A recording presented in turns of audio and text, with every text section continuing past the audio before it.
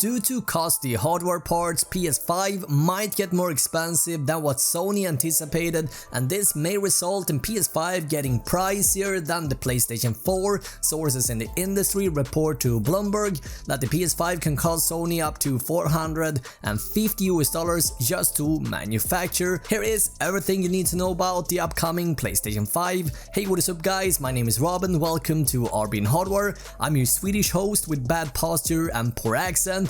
Today we're gonna talk PS5, and it turns out the console might get more expensive than what Sony first anticipated. The leak is coming from Bloomberg, who should be considered a reliable source, but yeah, a disclaimer, we have to treat this with a grain of salt. But if the source is right, Sony could be facing a pretty difficult situation with regards to the retail price of PlayStation 5, because if they want to make profit, which they most likely want to do, they might have to sell the console at a higher price than what they first anticipated, and if that is the case, that might scare potential customers away from choosing the PS5 if the Xbox Series X, for example, turns out to get a more attractive price tag. According to various sources, the PlayStation 4 is said to have cost $381 to manufacture, and it was sold for $399, which means Sony made a whopping $18 in profit for every unit they sold. The Xbox One cost about $471 to build, and it was sold for $499. And we see a pattern here. Turns out both PS4 and the Xbox One cost about $20 more to buy than what they cost to manufacture. Now, hypothetically, if the same pattern is being applied to the PlayStation 5, that means the price tag could end up in the $470 region. So that begs the question, what is it that makes PS5 so much more expensive?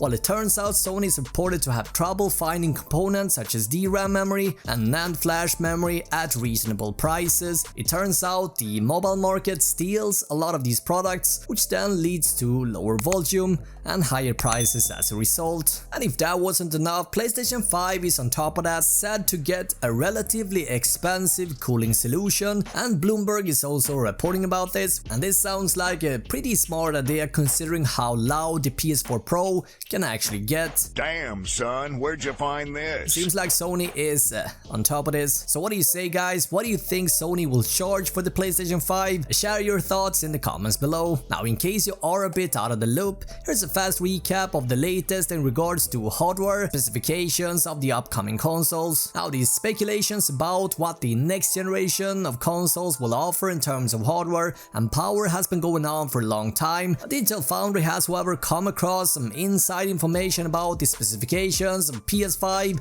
and Xbox Series X could be getting in terms of GPU, memory, and CPU. Of course, guys, as always, with these types of leaks, we cannot really trust them blindly, but Digital Foundry seems to be pretty confident that the data is actually coming from AMD and that they haven't been manipulated. So what does the leak say? Well, PlayStation 5 will have a GPU with 36 Navi compute units that will deliver 9.2 teraflops, and this can be compared to the PlayStation 4 Pro and its 36 GCN compute units that deliver a total of 4.2 teraflops, or the regular PlayStation 4, who's got 1.84 teraflops. Now, something to have in mind here is that Navi teraflops deliver better performance than the GCN teraflops, which makes the whole comparison a bit more difficult. Now, to put this in perspective, the RX 5700 XT got a total of 40 compute units. Now, the GPU should also be able to switch between 3 different modes to allow hardware backward compatibility with PS4 and PS4 Pro. In addition, the PS5 graphics will also get fast GDDR6 memory running at